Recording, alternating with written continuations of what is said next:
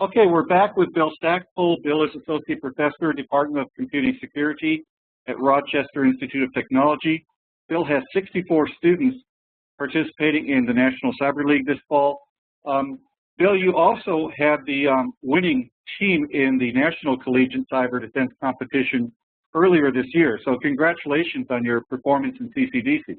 Thanks very much, and I think that will be better directed towards the students, but I will take some lauding for that. Thank you. What I'm very interested in is the synergy that you see today and the potential synergy in the future between students participating in multiple competitions, for example, in National Cyber League and CCDC. Yeah, I got to say, I think that having students in more than one competition rocks. One of the reasons that I did this past fall was because this CDT class that we're teaching is all about helping students prepare for a cyber competition space. And what I'd like to see in the future is in the fall do CDT, and then the students who participate in CCDC in the spring will then have the CCDC competition in the spring. I'm under the impression that NCL is going to have 2 seasons, a fall season and a spring season. And if we have the capability to actually fit that in our curriculum in the spring, independent of what classes we're teaching, I think that will be very useful also. Some of the skills that students learn in the National Cyber League competition are going to directly apply to the CCDC, in my opinion. We have gone down the road of applying labs, developing learning objectives related to National Cyber League, developing statistics. Do you see the potential for CCDC to also do something similar where there's a body of knowledge, there are statistics, and maybe we can get to the point where we have ongoing statistics available for multiple competitions, a national leaderboard, and something that faculty can tap into on an ongoing basis?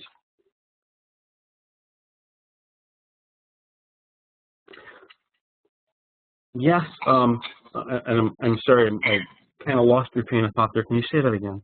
So the potential for multiple competitions to have statistics, for example. Oh, absolutely, yeah.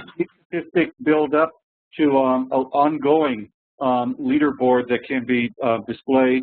And so instead of just thinking in terms of one competition and how we do in one, students will think about overall statistics on how they do on an ongoing basis and have that type of measurement, and faculty will be able to look at their students on an ongoing basis rather than competition by competition. I like the idea. We've, in years past, and I've had some conversation with Wayne Williams on this for the CCDC as well, and they've been changing their national events to try and provide more feedback to the teams. My thought is that the target should really be about raising capability for the students, less about, not that there shouldn't be glory for the top winners, but I think the focus for all of these competitions really needs to be more about how do we raise the capability of the students and less about how do we take the students who are absolutely the top cream of the crop and push them into the 6-figure jobs. Having some measure for students so that they recognize where they are in the pack and where their weaknesses are, I think that kind of measurement is fabulous. That gives students the ability to say, here's the things that I'm good at, here's the things that I'm not quite so good at. How can I focus myself to get better breadth and be more effective when I walk out the door? So you could envision, for example, having a student come into RIT as a freshman, playing in these competitions, playing throughout their time at RIT, so they develop 3 years, 4 years worth of statistics, and you can really see students go up a learning curve over a long period of time. Oh yeah, and I would see them use that as a portfolio as well. For example, students who participate in CCDC, and this is bar none one of the best experience. I mean, we've been doing this since 2008. I was blue team coach for 4 years. I've been on the red team for the Northeast region for the last 2. In that period of time, the students who participate in these competitions, in this case it had been CCDC, but certainly I envision this for NCL as well. If you participate in a competition, you walk out the door, that's a portfolio builder, and it's something that you advertise to a potential employer, to other people in the industry, so that, I mean, it gives you credence and credibility in terms of what your capabilities are. there's a lot of students who don't participate. They don't play outside of the curricular space, right? They come to class, they do their homework, they get their grades, they get their degree, they walk out the door, they get a job. Yay! I think that the students who participate in competitions and extracurricular-like activities tend to get better offers, better experience, better opportunities. Let's take a step back from college, because what we've seen, just as CCDC has become more and more of a national college competition. In the high school space, Cyber Patriot has grown from 8 teams in 2009 to over 1,500 teams this year. Cyber Foundation, Cyber Aces. There are Toaster Wars. There are a lot of high school cybersecurity competitions that have been developing, and some have risen to the national level and really have taken hold. Do you see the value of students in the high school competitions as one way of preparing for a cybersecurity program such as yours in college? And do you see the statistics that they might be able to create in high school as being something that would be of value to know for students coming into your college program? Sure. I mean, while I don't have control over the students who come into the program, certainly knowing what their capabilities are walking in the door would be helpful for me to provide that information to our advisors so that they can put the students in the right classes. So that's going to, number one, give students the ability to gauge themselves appropriately. Secondly, if the students get exposed, if high school students get exposed to this material earlier, that means that later in their college career, we can hand them more complicated content. So as far as I'm concerned, any student who walks in the door who has better computing understanding, and that's going to directly turn into an understanding of how security needs to be applied to that computing environment. In a few words, one or two words, what do you hear students saying about this experience? Is it fun? What do they describe? Yep. So I actually wrote some of these down. So everybody says it's lots of fun. We like doing labs. We like participating in the competition. It's nice to have a leaderboard. It's great to have some measure and figure out where you are. It's fun to be in this community experience. The one that I thought was the most compelling comment was I had a student, his name is Matt, who said to me, "Bill, this is the most fun I've ever had taking my midterm exam," because his midterm exam was the preseason NCL Capture the Flag competition. So he was excited about it. I mean, all the students were excited about it. And because it was a week-long event, they got to schedule their midterm when they thought it was appropriate. So they're having fun. They're learning tons by their own admission. And they're having fun doing it. As a faculty teaching cybersecurity, how do you see this being for you in your teaching? How do I see it benefiting me? Yes. Oh, well, at minimum, the capability of the students goes up. I'm being exposed to things that I would not have been exposed to because I'm taking some of these lab exercises and doing them. And I've also, my plan here, and this is a little, what do I say? Well, here, short version of the story is I have the entire NCL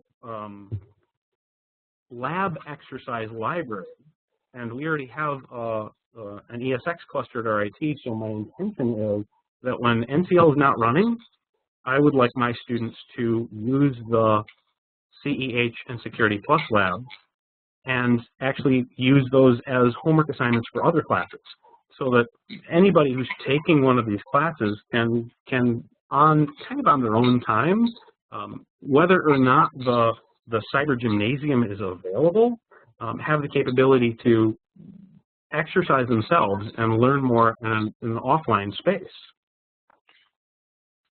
Do you encourage students to go ahead and sit for the certification for these bodies of knowledge? Is that something that you see going forward, the more that we add different bodies of knowledge to NCL, that students will, in addition to doing the labs and competitions, want the certification?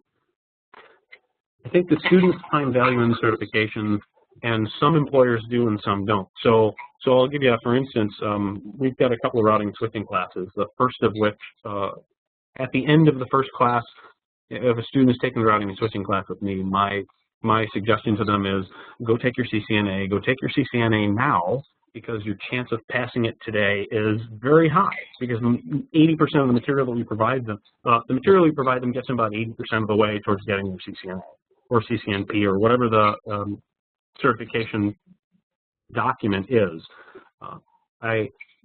Since I haven't focused on Security Plus or Certified Ethical Hacker or things like that in the past, I have not in the past encouraged students to do it, but certainly after this exercise is over, the students in my classes and those students who have participated in the National Cyber League are going to get that kind of encouragement from me, yes. Go ahead, sign up for the certification exam, take it, specifically if we can find some discounts for students so that they can take them at some reduced rate.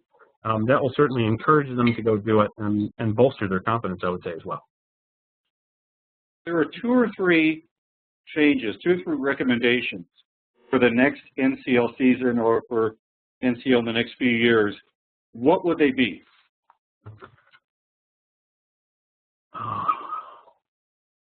Okay, so I like the statistics.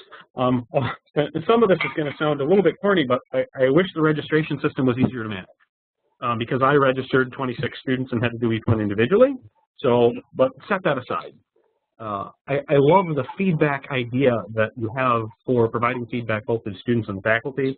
I think that it would be nice to have some collaboration with other schools to develop a base curriculum that other schools can use that's based on the NCL and or these Security Plus and CEH lab exercises to try and expand and push out curriculum that's actually offered in addition to providing this competition-like space. Good recommendations. Bill, we're about to wrap up. Any last thoughts? No, I mean, I'm thrilled. I'm thrilled to have been able to participate. I think that my students are getting a lot out of it. I'm getting a lot out of this process. I really appreciate your spearheading this. Casey's been excellent. Dave Jerky's been excellent. Thank you to all of you for putting this NCL on.